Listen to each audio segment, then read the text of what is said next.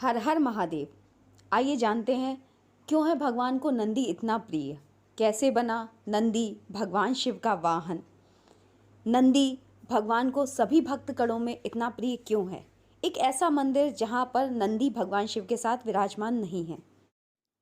भगवान शिव के वाहन नंदी की क्या कहानी है, आइए जानते हैं। प्राचीन काल में एक ऋषि थे शिलाद। उन्होंने ब्रह्मचारी रहने का निश्चय किया, किंतु जब उनके पितरों को ये पता चला कि शिलाद ने ब्रह्मचारी रहने का निश्चय किया है तो वो दुखी हो गए, क्योंकि जब तक शिलाद को पुत्र की प्राप्ति नहीं हो जाती तब तक उनके पितरों की मुक्ति नहीं हो सकती थी। शिलाद विवाह नहीं करना चाहते थे, किंतु अपने पितरों के उद्धार के लिए पुत्र प्राप्ति की कामना से उन्होंने भगवान शिव की कई वर्षों तक घोर तपस्या की। उनकी तपस्या से महादेव प्रसन्न हुए और उन्हें अपने ही समान एक पुत्र की प्राप्ति का वरदान दिया। उसके कुछ समय बाद शिलाद ने पुत्र प्राप्ति हेतु यज्ञ किया और भूमि को जोतते समय उन्हें एक पुत्र की प्राप्ति हुई, जिसे देखकर उन्हें अत्यंत आनंद हुआ। पुत्र का नाम उन्होंने नंदी रखा, अर्थात आनंद। एक बार मित्र एवं वरुण नामक दो आदित्य शिलाद मुनि के आश्रम में आए। वहां पर शिलाद और नंदी ने उनकी खूब सेवा की, जिससे प्रसन्न होकर दोनों ने शिलाद को तो दीर्घायु होने का आशीर्वाद दिया, किंतु नंदी को बिना आशीर्वाद दिए हुए वे जाने लगे। जब शिलाद मुनि ने दोनों से पूछा कि इन्होंने उनके पुत्र को आशीर्वाद क्यों नहीं दिया, इस पर दोनों ने बताया कि नंदी अल्पायु है और 16 वर्ष की आयु पूर्ण करते ही उसकी मृत्यु हो जाएगी।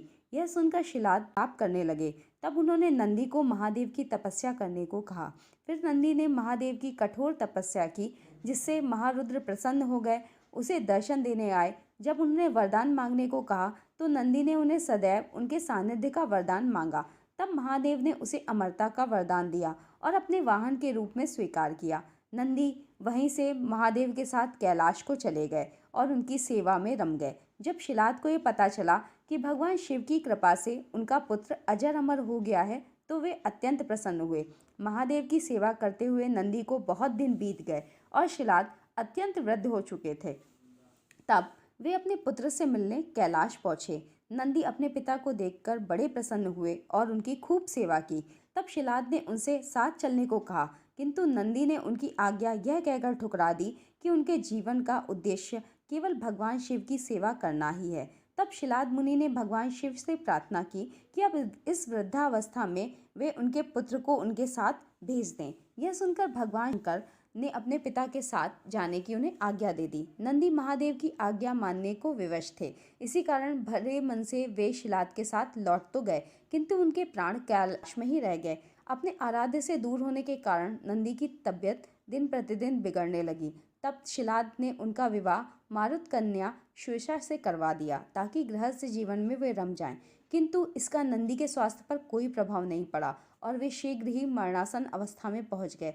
जब शिलाद मुनि ने देखा कि उनके पुत्र के प्राण संकट में हैं, तब उन्होंने भगवान शिव से उसे बचाने की प्रार्थना की।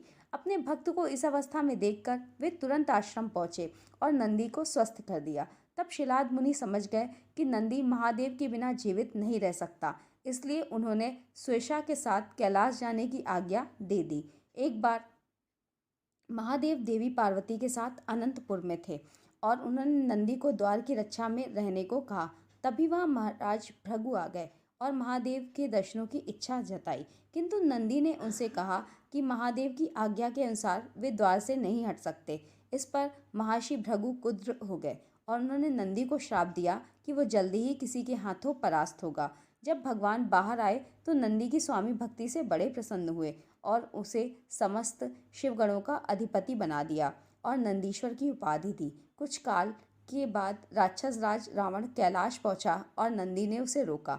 तब रावण और नंदी के बीच भयंकर युद्ध हुआ, किंतु भृगु के श्राप के कारण रावण ने नंदी को परास्त कर दिया। उसे परास्त करने के बाद रावण ने उसे पशुमुख कहकर उसका उपहास किया।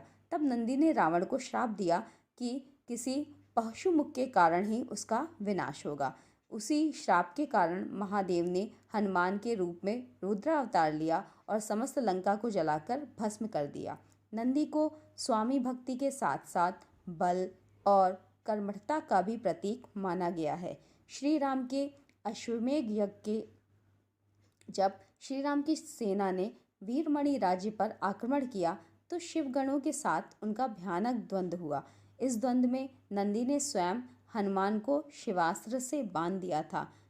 जब देवी सती ने दक्ष कुंड के यज्ञ कुंड में आत्मदाह कर लिया था तो वो वीरभद्र के आने से पहले नंदी ने ही अकेले ही दक्ष की सेना का संहार किया था।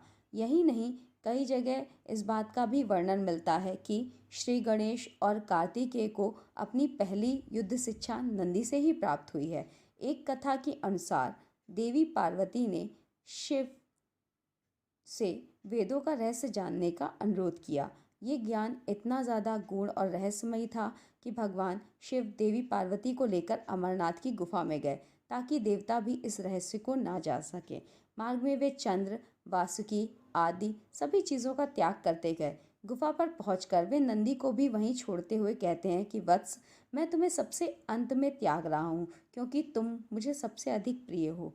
वेदों का ज्ञान देने से पहले वे पार्वती जी से कहते हैं कि अगर उन्होंने ये ज्ञान पूरा ना सुना तो वह उनसे बिछड़ जाएंगी। देवी पार्वती के आश्वासन देने पर भगवान शिव कथा प्रारंभ करते हैं, किंतु देवी पार्वती बीच में ही सो जाती हैं। इस कारण वे शिव से दूर हो गईं और अगले जन्म में एक मछुआरे के यहाँ जन्मी। उनके पिता ने एक शर्त रखी कि जो भी मछुआरा इस विश्व की सबसे बड़ी मछली को मारेगा वे उसी से उनका विवाह करेंगे। तब भगवान शिव ने एक मछुआरे के वेश में वहाँ आए और नंदी ने एक बहुत सी बड़ी मछली के रूप में अवतार लिया। तब मछुआरे रूपी शिव ने मछली रूपी नंदी का वध कर दिया। विवाह की शर्त पूरी हो गई और देवी पार्वती को पुनः भगवान शिव ने प्राप्त कर लिया। भगवान शिव सदैव समाधि में रमे रहते हैं, इसी कारण उन्होंने नंदी को आज्ञा दी है कि वे उनके मंदिर के सामने बैठकर उनके भक्तों की प्रार्थना सुने। इसी कारण हर एक शिव मंदिर में नंदी की प्रतिमा होती है और भक्त अपनी प्रार्थना उनके कान में कहते हैं, जो सीधे महादेव तक पहुंचती है। बिना नंदी की प्रतिमा के शिव मंदिर अधूरा माना जाता है। नासिक के पंचवटी में एकमात्र ऐसा शिव मंदिर है जहाँ पर नंदी की प्रतिमा नहीं है। कहते हैं ब्रह्मा के 5वें सिर को काटने के कारण भगवान शंकर को ब्रह्म हत्या का पाप लग गया था। तब पंचवटी में गोदावरी के समीप उन्हें एक बछड़ा मिला जो नंदी था। उसने भगवान शिव को गोदावरी के रामकुंड में स्नान करने को कहा। ऐसा करने पर वे ब्रह्म हत्या के पाप से मुक्त हो गए और उन्होंने नंदी को उस स्थान पर अपना गुरु माना और अपने सामने बैठने से मना कर दिया। नंदी के विषय में एक कथा समुद्र मंथन की आती है कि जब समुद्र मंथन में भगवान शिव ने हलाहल निकला और उसका रसपान उन्होंने किया, जिससे उसका कंठ नीला हो गया।